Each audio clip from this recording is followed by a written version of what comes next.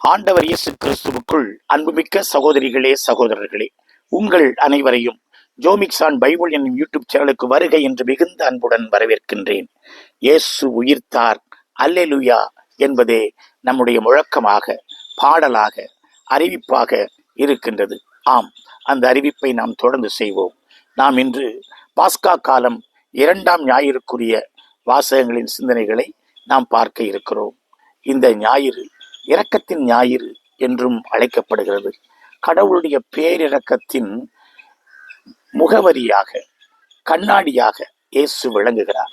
அந்த இயேசுவிடத்திலே எப்படிப்பட்ட இரக்கம் வெளிப்பட்டது என்பதனை நாம் இன்றைய வாசகத்திலே பார்க்கலாம். இன்றைய முதல் வாசகம் திருத்துதர் பணிகள் 2ஆம் அதிகாரம் 42 முதல் 47 முடிய உள்ள வசனங்கள். தொடக்க கால கிறிஸ்தவர்கள் இயேசுடைய உயிர்ப்பின் அனுபவத்தை எப்படி வாழ்ந்து காட்டினார்கள் என்பதனை அது எடுத்து சொல்லித் தருகிறது. இயேசு உயிர்த்தெழுகிற பொழுது அதை கண்ணால் கண்டவர்கள் யாரும் கிடையாது. ஆனால் உயிர்த்த பிறகு ஏற்பட்ட அந்த தாக்கம், உயிர்த்த பிறகு ஏற்பட்ட மாற்றம், அதைத்தான் நற்செய்தி நூல்கள் பதிவு செய்கின்றன.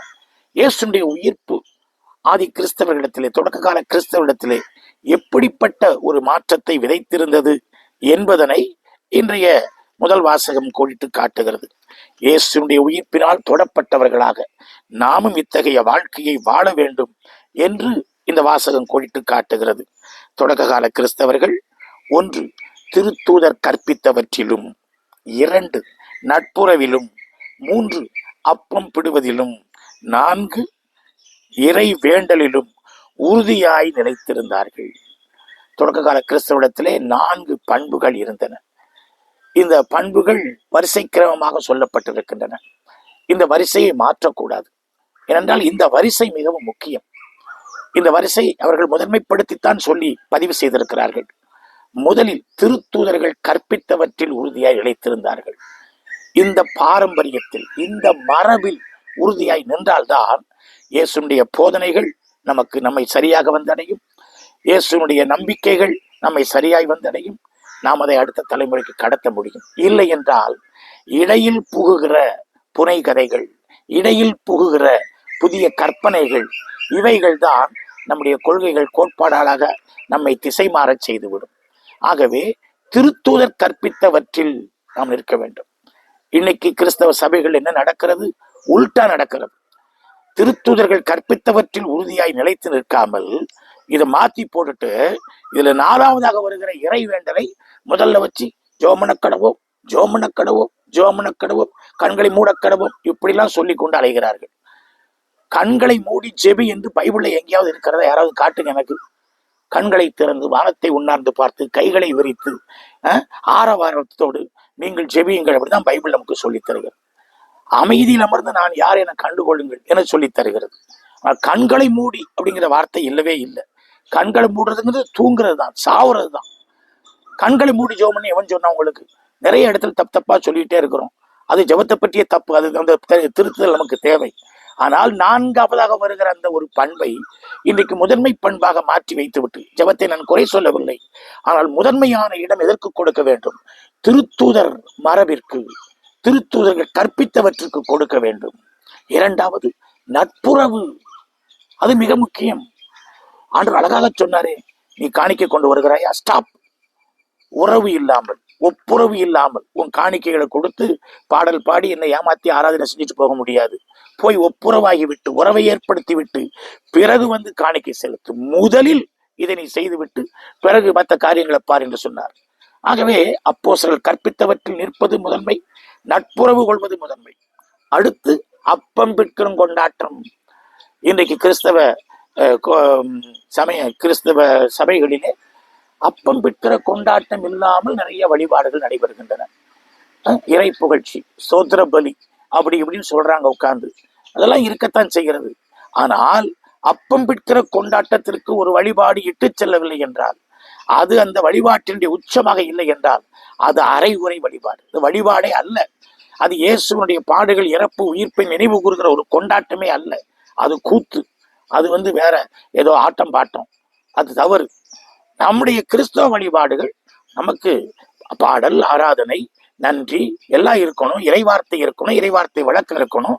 அது உச்சமாக அப்பம் பிற்கிற கொண்டாட்டத்திற்கு இட்டுச் செல்லுதல் வேண்டும். அங்கேதான் உயிர்த்த இயேசுவை நாம் சந்திப்போம். அதை தொடர்ந்து இறை வேண்டல். இதுதான் ஆர்டர். இந்த ஆர்டரை மாற்றவே கூடாது. இன்றைக்கு முதல் வாசகம் இதை நமக்கு அழகாக சொல்லித் தருகிறது. இதை செய்தால்தான் உயிர்த்த இயேசு அனுபவத்தை நாம் ஆழமாக பெற்றுக்கொள்ள முடியும். ஆகவே நாங்கள் பைபிளை ஃபாலோ பண்றோம்னு சொல்றவங்க பைபிளை எப்படி உல்டா பண்றாங்க என்பதை நன்றாக கவனித்துக் கொள்ளுங்கள். கத்தோலிக்க திருவை இந்த 4 படிநிலைகளிலே மிக தெளிவாக இருப்பதனை இந்நாட்களில் எடுத்துச் சொல்லி நாம் நம்முடைய நம்பிக்கையிலே கோட்பாட்டிலே நாம் உறுதி கொள்வோமாக. இன்றைய 2ஆம் வாசகம் திருத்தூதர் பேதுரு எழுதிய முதல் திருமுகம். 2 திருமுகங்களை எழுதியிருக்கிறார். முதல் திருமுகம் 1ஆம் அதிகாரம் 3 முதல் 9 முடிய உள்ள வசனங்கள். இந்த வசனம் எதற்காக இன்றைக்கு தெரிவு செய்யப்பட்டிருக்கிறது பாருங்கள். நம் ஆண்டவர் இயேசு கிறிஸ்துவின் கடவுளும் தந்தையுமானவர் போற்றி அவர் தம் பேரிரக்கத்தின்படியே இறந்த இயேசு கிறிஸ்துவை உயிர்த்தெழச் செய்து நமக்கு புது பிறப்பு அளித்துள்ளார். இங்கே சொல்லப்பட்டிருக்கிற இந்த அறிவுரை செய்தி திருமுழுக்கின் பொழுது தொடக்க கால கிறிஸ்தவர்களுக்கு கொடுத்த ஒரு செய்தியாக இருக்க வேண்டும். திருமுழுக்கு நம்முடைய இயேசுடைய பாடுகள், இறப்பு, உயிர்ப்பிலே பங்கெடுக்க வைத்து நமக்கு புது பிறப்பை, புது வாழ்வை தருகிறது. அதை நாம் வாழ்ந்து காட்ட வேண்டும். அதை உணர்ந்து அதற்கு சான்று பகர வேண்டும் அப்படிங்கிற ஒரு அழுத்தத்தை, அப்படிங்கிற ஒரு கட்டளையை, அப்படிங்கிற ஒரு கண்டிப்பான செய்தியை பேதுரு இங்கே பதிவு செய்கிறார். ஆகவே நாம் பழைய வாழ்வு வாழ்கிறவர்களாக அல்லாமல் நாம் புது வாழ்வு பெற்றவர்களாக இருக்க வேண்டும். ஆகவேதான் உயிர்ப்பு பெருவிழா நள்ளிரவு திருப்பலியிலே மிக முக்கியமான ஒரு கொண்டாட்டம் திருமுழுக்கின் அருளை புதுப்பித்தல், புது வாழ்வு காணுதல், புது பிறப்பு, புது மனிதராய் நாம் வாழுதல் என்பதாகும். அதைத்தான் இங்கே அவர் நினைவு கூறுகிறார். இயேசுவை தந்தை உயிர்த்தெழச் செய்தார், நீங்களும் உயிர்த்தெழுந்த புது வாழ்வு வாழுங்கள் என்று அது சொல்லுகிறது. புது வாழ்வு வாழ்தல் தான் நமக்கு ஆண்டவருடைய பாஸ்காவில் பங்கெடுக்கிற, உயிர்ப்பில் பங்கெடுக்கிற ஒரு வாழ்வு. இன்றைய நற்செய்தி மிகவும் சுவையான ஒரு நற்செய்தி, இரக்கத்தின் ஞாயிற்கு பொருத்தமான ஒரு நற்செய்தி என்று நாம் இதனை பார்க்கலாம். அது என்ன? நாம் பழைய ஏற்பாட்டிலே ஆபிரகாமை நம்பிக்கையின் தந்தை என்று சொல்கிறோம். அகஸ்தினார் போன்றவர்கள் மரியாளை புதிய ஏற்பாட்டில் நம்பிக்கையின் தாய் என்று சொல்லுகிறார்கள். ஆனால் அந்த நம்பிக்கையை ஐயப்பாட்டிற்கு உள்ளாக்கியவர் தோமா என்று அவரை நாம் பல நேரங்களிலே கேலி செய்கிறோம். அப்படிப்பட்ட சந்தேக கண்ணோட்டத்தோடு ஆண்டவரை எடை போட்டு பார்த்த இந்த ஏளனம் செய்யப்படுகிற தோமாவினுடைய சாட்சி ஆண்டுடைய உயிர்ப்புக்கு எவ்வளவு முக்கியமானதாக இருக்கிறது என்பதனை இன்றைய நற்செய்தி பதிவு செய்கிறது. ஆம், இன்றைய நற்செய்தியிலே நாம் பார்ப்பது என்ன? 8 நாட்களுக்கு பிறகு ஆண்டவர் இயேசு மீண்டும் தன் சீடர்களுக்கு தோன்றுகிறார். அதாவது இறந்து அந்த முதல் ஞாயிற்றுக்கிழமை அவர் காட்சி கொடுக்கிறார். இப்பொழுது 2ஆம் முறையாக நீங்கள் யோவான் நற்செய்தியில் அதை நீங்கள் படித்து பார்க்க வேண்டும். அப்பொழுது தோமா இல்லை என்கிற பதிவு இருக்கிறது. இப்பொழுது அந்த தோமா அங்கே இருக்கிறார் என்கிற செய்தி நமக்கு இங்கே சொல்லப்படுகிறது. அப்படி தோமாவுக்காக ஆண்டவர் இந்த 8வது நாளிலே மீண்டும் காட்சி கொடுக்கிறார். இயேசு மீண்டும் மீண்டும் மீண்டும் மீண்டும் நம்மை தேடி வருவது இங்கே நமக்கு அருமையாக சொல்லப்படுகிறது.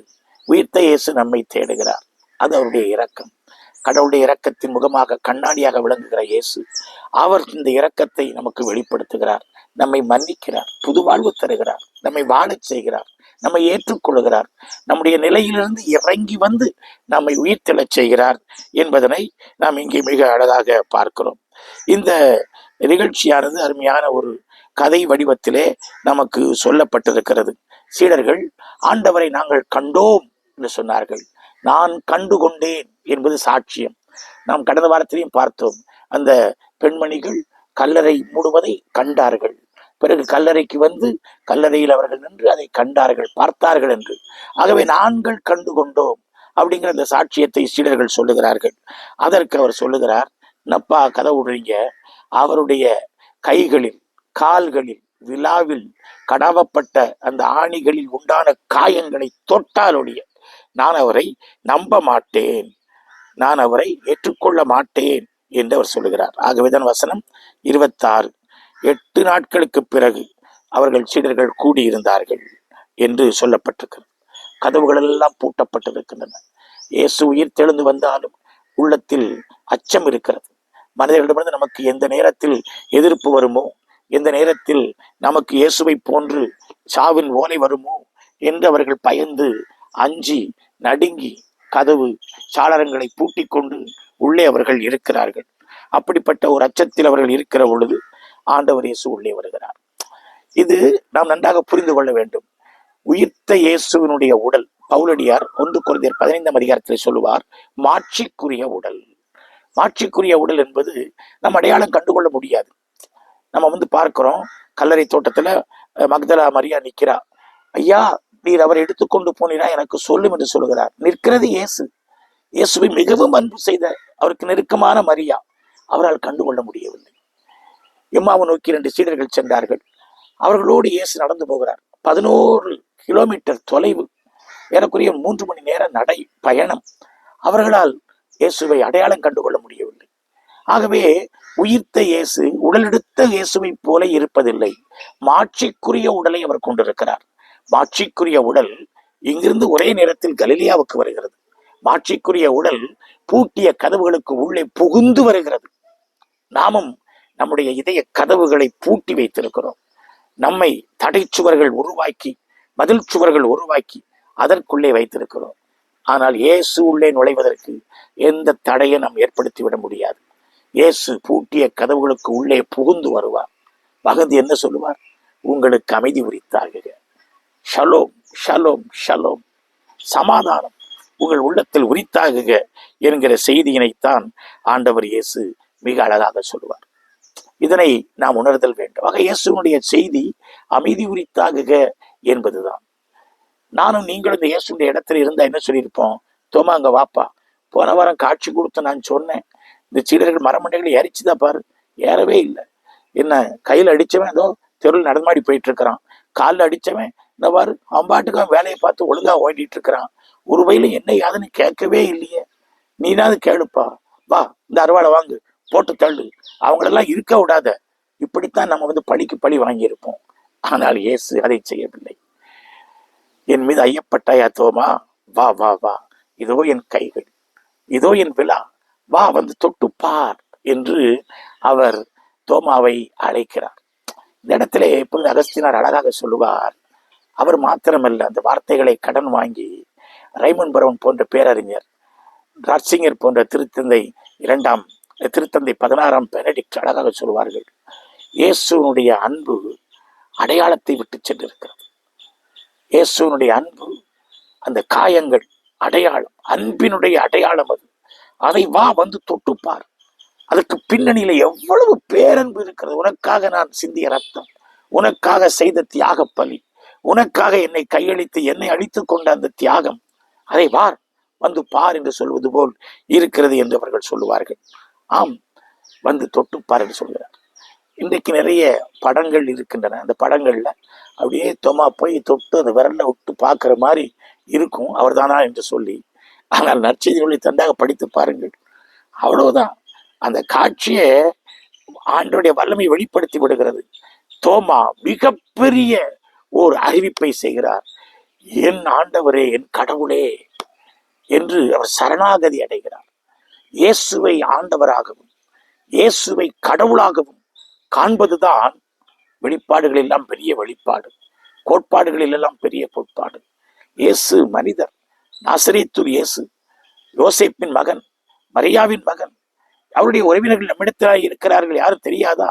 அவர் ஆண்டவர், அவர் கடவுள், அவர் இறைமகன், அவர் மெசியா என்று கண்டுகொள்வதுதான் பெரிய அறிவிப்பு. உயிர்த்த ஆண்டவரிடத்திலே அப்படிப்பட்ட ஒரு நம்பிக்கையினை இங்கே தோமா வெளிப்படுத்துவதனை நாம் பார்க்கிறோம். நாம் பாஸ்கா நள்ளிரவிலே பாடினோம், ஓ பாக்கியம் பெற்ற பாவமே. யார் பாவமே? ஆதாமின் பாவமே. அதனால் மீட்பரனை உலகத்துக்கு கொண்டு வந்தாய் என்று இந்த இடத்திலும் அப்படித்தான் சொல்ல வேண்டியிருக்கிறது. ஓ பாக்கியம் பெற்ற சந்தேகமே, தோமாவின் சந்தேகமே, நீர் உயிர்த்த இயேசுவை எங்களுக்கு எவ்வளவு அழகாக நீ கொண்டு வரைபடமாக காண்பித்து விட்டீர். ஆகவே இந்த சந்தேகம் பயனுடையதாக இருந்திருக்கிறது என்றுதான் நாம் அதனை பாராட்ட வேண்டி இருக்கிறது. ஆக இந்த இடம் அவ்வளவு அழகாக இருப்பதனை நாம் பார்க்கிறோம். இந்த இடத்திலே ஒரு தத்துவம் சொல்லப்படுகிறது. அது என்ன? வசனம் 29. இயேசு தோமாவிடம், நீ என்னை கண்டதால் நம்பினாய், காணாமலே நம்புவோர் பேறு பெற்றோம். தொடக்க கால திருச்சபையில இயேசு போய்விட்டார். அவரை அறிவித்த சீடர்களும் திருத்தூதர்களும் அவர்கள் அருகிவிட்டார்கள். ஆகவே இனி காணாமல் நம்ப வேண்டும். காணாமல் நம்புவதென்றால் அதுதான் இன்றைக்கு முதல் வாசகம். திருத்தூதர்கள் கற்பித்தவற்றில் நிலைத்து நிற்க வேண்டும். இரண்டாவது, நட்புறவோடு உறவாட வேண்டும். மூன்றாவது, அப்பம் பிற்கிற கொண்டாட்டத்தில் இயேசுவை கண்டுகொள்ள வேண்டும். நான்காவது, இறை வேண்டலிலும் நாம் நிலைத்து நிற்க வேண்டும். எதையும் குறைத்து மதிப்பிட வேண்டாம். ஆனால் வருஷம் முக்கியம். ஆகவே காணாமலே நம்புவதற்கு இந்த அருட்சாதனங்கள், இந்த வழிமுறைகள், இந்த ஏற்பாடுகள் நமக்கு உதவி புரிகின்றன என்பதனை இது அழகாக சொல்லித் தருகிறது. ஒரு நற்செய்தியாளர் சொன்ன ஒரு கூற்று எனக்கு மிகவும் பிடித்தமான ஒன்றாக இருக்கிறது. அது என்ன? ஆண்டவர் ஏன் தோமாவுக்கு 2ஆம் முறையாக காட்சி கொடுத்தார் தெரியுமா? ஏனென்றால் அவர் இந்தியாவை மிகவும் அன்பு செய்தார். இந்தியாவுக்கு இந்த தூதனை அனுப்ப போகிறேன், அவன் ஆழமான இறையனுபவம் பெற்று செல்லட்டும், போய் அவர் நான் உயிர்த்த ஆண்டவரை கண்டேன் என்று சான்று பகரட்டும் என்று அவருக்கு அனுப்பி வைத்தார் என்று. தோமாவின் நலனுக்காக அல்ல, தோமாவின் மூலமாக நலன் பெறப் போகிற நமக்காக ஆண்டவர் இந்த அன்பை வெளிப்படுத்தினார் என்று அவர் விளக்கினார். எனக்கு இந்த ஒரு எவாஞ்சலிக்கல் ஒரு எக்ஸ்பிளனேஷன் பிடிச்சிருக்கத்தான் செய்கிறது. ஏனென்றால் தோமா நம்முடைய மண்ணுக்கு வந்தார். கேரளாவிலே இன்றைக்கு தோமா கிறிஸ்தவர்கள், தோமாவினுடைய நம்பிக்கையின் பின்னணியில் கிறிஸ்தவர்கள் இருக்கிறார்கள். தோமா சென்னையில் தான் அவர் தன்னுடைய பணிவாழ்வின் கடைசியை அவர் செலவழித்தார். தோமா கொண்டு வந்த நற்செய்தி என்னாயிற்று என்கிற கேள்வி, தேடல் இன்றைக்கும் தொடர்கிறது. தோமா தொடர்புடைய 3 இடங்கள் இன்றைக்கு சென்னையில் இருக்கின்றன. தோமா தொடர்புடைய இடம் சின்னமலை, அவர் ஒளிந்திருந்த இடம். தோமா கொல்லப்பட்ட இடம் தோமா மலை அல்லது பரங்கி மலை, அதுவும் ஒரு திருத்தலம். இங்கே சின்னமலையும் ஒரு திருத்தலம். 3ஆவதாக அவருடைய உடல் அடக்கம் செய்யப்பட்ட இந்த மயிலாப்பூர் பேராலயம், தோமாவுடைய கல்லறை இருக்கிற அந்த இடம். 3 இடங்கள் அவருடைய நினைவை போற்றுகின்றன. தமிழகத்தின் தலைநகரிலே இந்த ஆண்டவர் இயேசுவை கண்ட இந்த திருத்தூதருக்கு நினைவிடங்கள் இருக்கின்றன. ஏ தமிழகமே, ஏ செம்மொழி தமிழகமே, உனக்கு நற்செய்தியை கொண்டு வந்த இந்த தோமாவுடைய நினைவை நீ போற்றுகிறாயா? அவர் ஆண்டவர் உயிர்த்தார் என்று உறுதிவிட நம்பினாரே, அந்த ஆண்டவருடைய உயிர்ப்புக்கு சார்ந்து பகர தன் வாழ்வை கையளிக்க பயணங்கள் மேற்கொண்டு இந்தியாவுக்கு வந்தாரே, தன் இன்னுயிரை ஆண்டவருக்காக அவர் அழித்து அவர் சார்ந்து பகர்ந்தாரே, விலை மதிப்பில்லாத அவருடைய மறைசாட்சி மரணம் நமக்கு சொல்லுகிற செய்தி என்ன? நாம் இயேசுவிலே நம்பிக்கை கொள்வோம். இயேசுனுடைய நம்பிக்கையை, இயேசு மீது கொண்டிருக்கிற நம்பிக்கைக்கு நாம் சார்ந்து பகர்வோம். உயிர்த்த கிறிஸ்துவுக்கு நாமே இன்னொரு சாட்சிகளாய் திகழ்வோம். இயேசு உண்மையாகவே உயிர்த்தார். அல்லேலூயா, ஆமென்.